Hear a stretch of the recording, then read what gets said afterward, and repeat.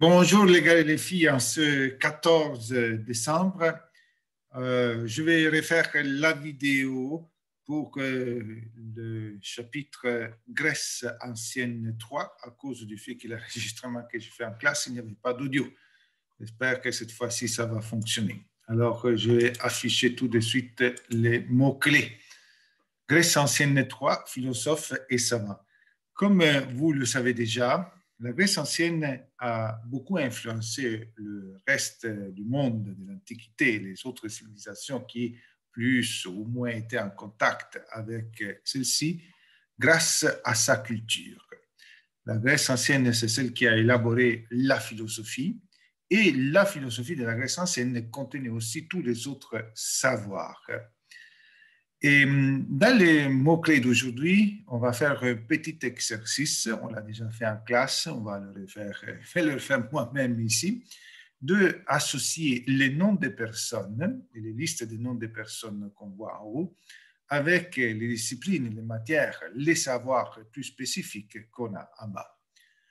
Alors que Socrate, et comme vous voyez, chaque personnage est situé dans le temps. Et ce qui est marqué là, ce sont les siècles avant Jésus-Christ. Nous savons que le sommet de la Grèce ancienne, c'était Athènes au 5e siècle avant Jésus-Christ, mais il y a aussi d'autres grands savants qui ont vécu avant et après et qui ont laissé un héritage très important à notre culture jusqu'à nos jours. Alors que Socrate, Platon et Aristote, c'est relativement facile, ce sont les philosophes. Si tous les savoirs des anciens Grecs étaient de la philosophie, ceci c'est la philosophie dans le sens le plus strict, dans le sens que nous donnons encore à la philosophie aujourd'hui. C'est-à-dire que qu'est-ce que c'est la philosophie? C'est une réflexion, c'est la pensée que certains font avec concentration, avec plus bien des ouvrages, sur la réalité, sur la vie, sur le monde, sur tout ce qui existe, l'explication du monde par la pensée. Or, un personnage très important à l'époque, c'est Socrate. Socrate a vécu à Athènes au moment de la démocratie, 5e siècle avant Jésus-Christ. Il gagnait sa vie en enseignant à des jeunes. Il s'est promené dans la ville d'Athènes suivi par ses disciples, ses étudiants, on pourrait les appeler aujourd'hui. Il avait avec aux autres une relation beaucoup plus qu'une étudiant, il avait vraiment une relation d'amitié importante avec ces élèves-là. Et non, il n'avait pas une école, il n'avait pas un endroit où enseigner.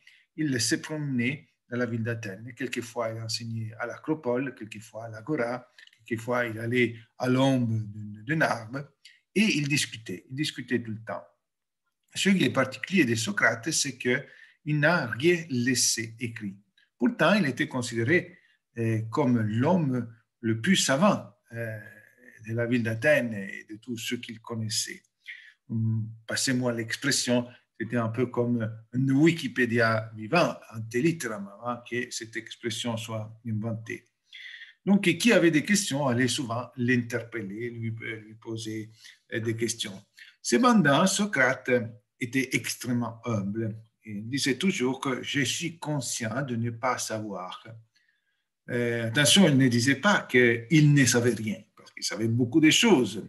Mais il savait quand même que nos connaissances sont toujours limitées et qu'il faut avoir une extrême humilité pour pouvoir connaître plus. Donc, le fait de reconnaître, de ne pas savoir, de ne pas s'inventer seulement de ce qu'on sait, faisait de lui un chercheur, comme on peut, en se référant à notre grille du profil de l'apprenant, les qualités du profil de l'apprenant. Et donc, c'était une personne modeste, c'était aussi une personne intègre, car un jour, il a été condamné à mort, accusé de corrompre les jeunes, tout simplement parce qu'il portait des critiques au gouvernement en place.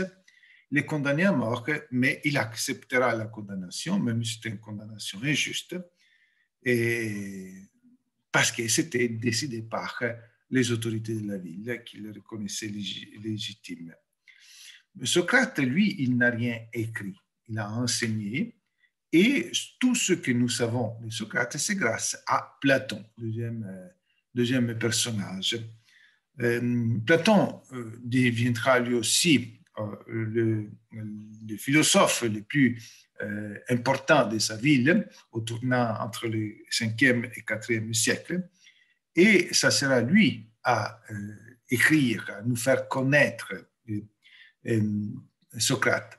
Platon, lui, est aussi un enseignant, un professeur, comme on pourra le définir aujourd'hui, mais lui, il a un siège, un endroit où enseigner. Il fonde une école qui s'appelle l'Académie.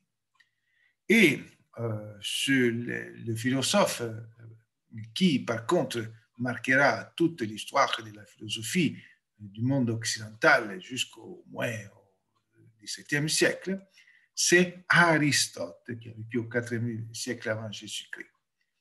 Aristote, lui, il était élève de Platon et il sera le maître d'un autre grand personnage qui est Alexandre le Grand. Alexandre le Grand n'était pas un philosophe, c'était un conquérant. C'est celui qui a contribué à créer l'hellénisme, c'est-à-dire à répandre encore d'une façon encore plus significative la culture des Grecs dans tout le monde ancien, Alexandre le Grand. On va à la deuxième ligne, Pythagore, Euclide et Archimède. Plusieurs d'entre vous ont déjà deviné qu'il s'agit de mathématiciens, philosophes, mais spécialisés, devenus fameux par leurs réflexions sur les chiffres, les nombres, donc sur les mathématiques.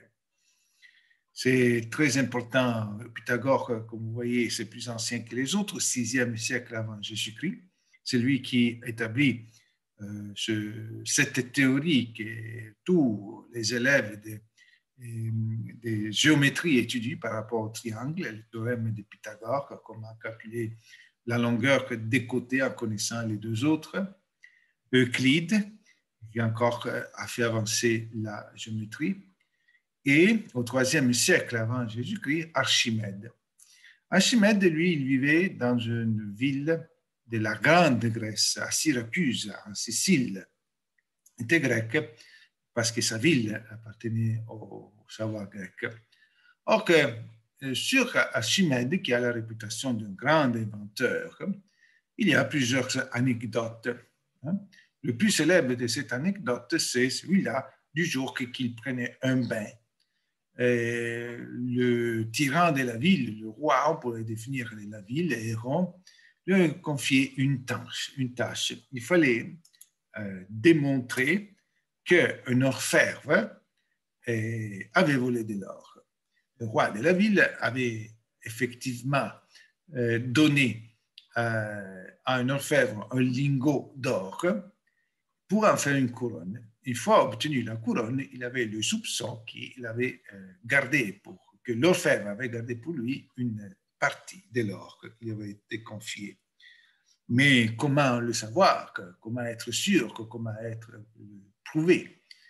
Alors que le roi de la ville demande à Archimède de trouver une façon pour démontrer que l'orfèvre avait volé de l'or.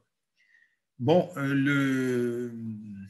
Archimède y pense, et un jour il trouve la solution pendant qu'il rentre dans son bain, sa baignoire était remplie d'eau, et quand il rentre avec son corps, l'eau sort, ça déborde, sort.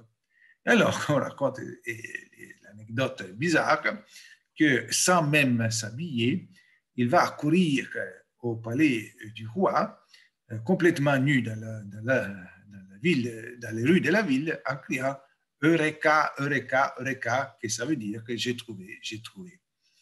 Et alors, ce qu'ils feront, je fais les choses un peu plus simples, un peu plus complexes, c'est de mettre un lingot d'or dans un contenant d'eau rempli jusqu'au bout, et puis de collecter l'eau qui déborde au moment qu'on fait l'immersion du lingot.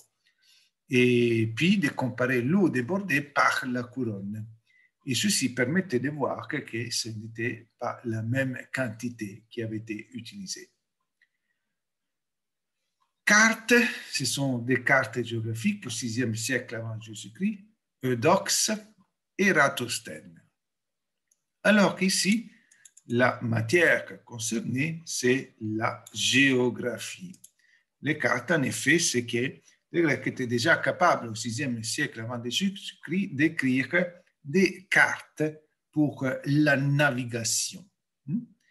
Eudoxe est celui qui a élaboré le système géocentrique, qui sera développé un peu plus tard par un autre savant d'Alexandrie qui s'appelle Ptolémée. Ce système géocentrique explique les mouvements des astres autour de la Terre. Géo, c'est la Terre, centrique, la Terre au centre. Nous savons que ce système sera remis en discussion seulement à partir du XVIe siècle par Copernic, qui par contre va faire la révolution copernicienne, va élaborer le système héliocentrique, que le Soleil est au centre du système, de son système, des planètes, de cet ensemble de planètes. Et on en parlera plus tard du système héliocentrique l'année prochaine. Eratosthène a réalisé quelque chose d'extrêmement intéressant. Il vivait à Alexandrie d'Égypte. Au IIIe siècle, Athènes est une ville en déclin, la grande ville de l'hellénisme, où s'était transféré, si on peut dire, tous les savoirs, tous les savants, était à Alexandrie, où il y avait plus d'écoles. Eratosthène a été capable, avec les moyens de l'époque, de calculer la circonférence de la Terre à l'équateur. Déjà, on savait que la Terre était ronde, Aristote l'avait déjà prouvé.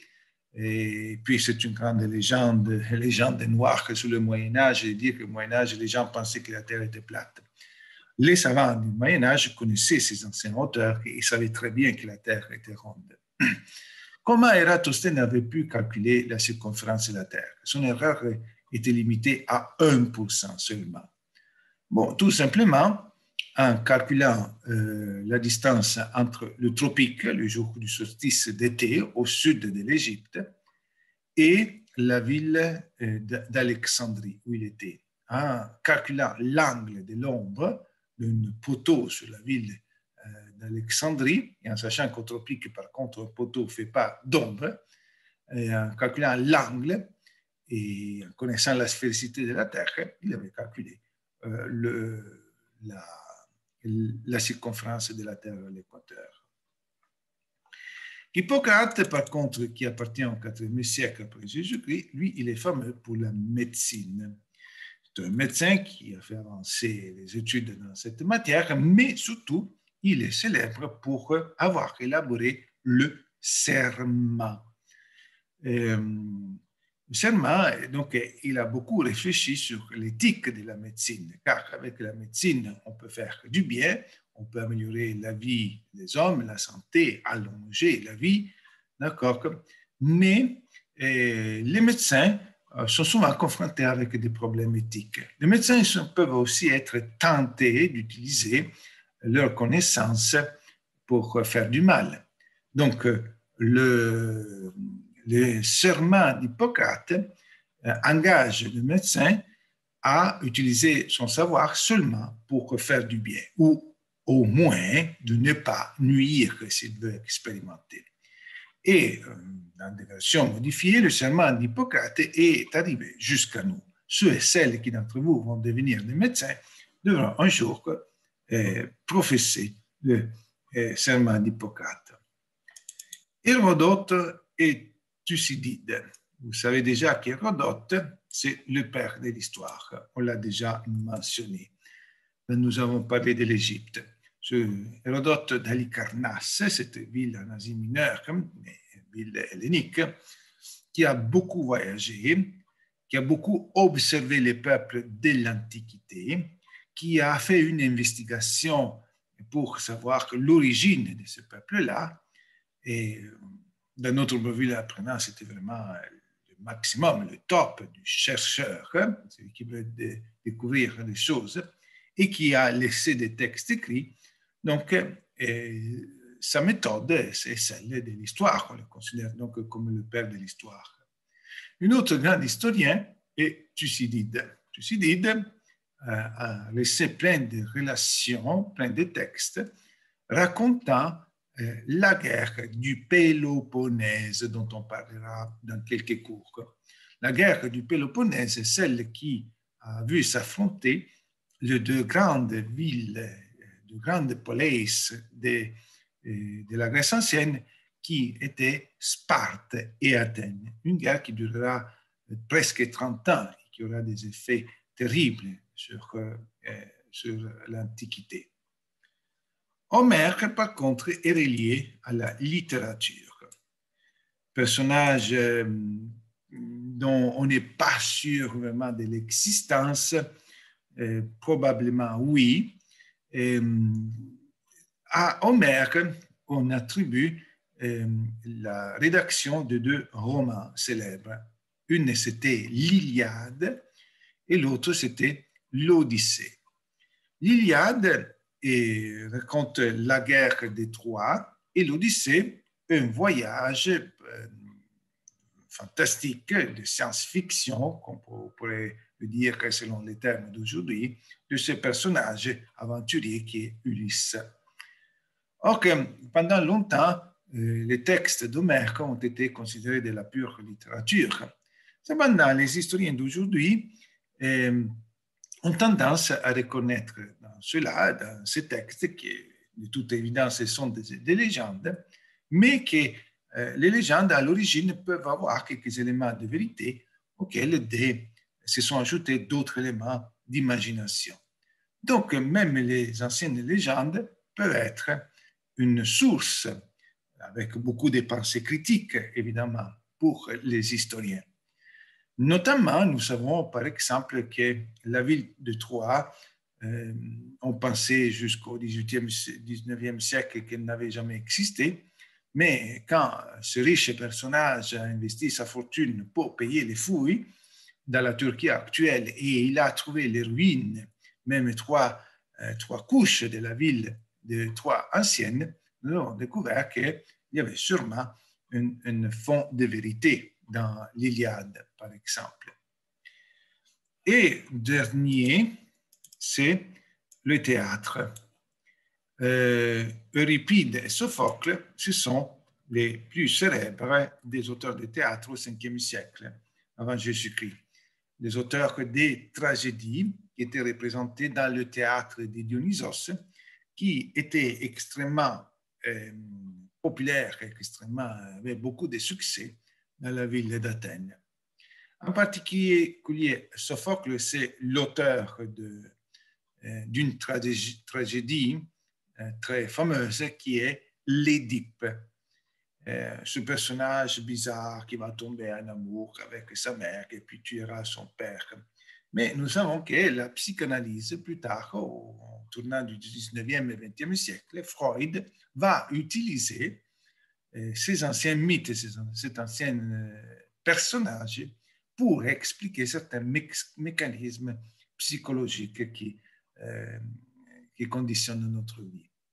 Ici, pour terminer, j'ai mis le mot vapeur parce que les Grecs anciens connaissaient déjà l'énergie de la vapeur. Nous savons tous à la maison, par exemple, si nous mettons une casserole à bouillir, après quelques minutes, nous savons que l'ébullition est arrivée parce que le couvercle bouge, parce que la vapeur s'échappe en créant un mouvement. Or que les anciens, ils ont utilisé la vapeur, mais seulement pour créer quelques effets spéciaux, quelques machines pour le théâtre, pour impressionner les spectateurs. Par contre, l'utilisation de l'énergie de la vapeur sera utilisée pour la production seulement au XVIIIe siècle, 19e siècle, à l'époque de la révolution industrielle, dont on parlera en secondaire 2. Et ça sera cette énergie de la vapeur, un des facteurs importants pour le déclenchement de la révolution industrielle, de cet deuxième grand événement de l'humanité. Mais les Grecs anciens le connaissaient déjà, mais ils n'y avaient pas pensé de l'utiliser pour la production. Bon, alors c'est tout pour aujourd'hui et on espère de se revoir bientôt en classe.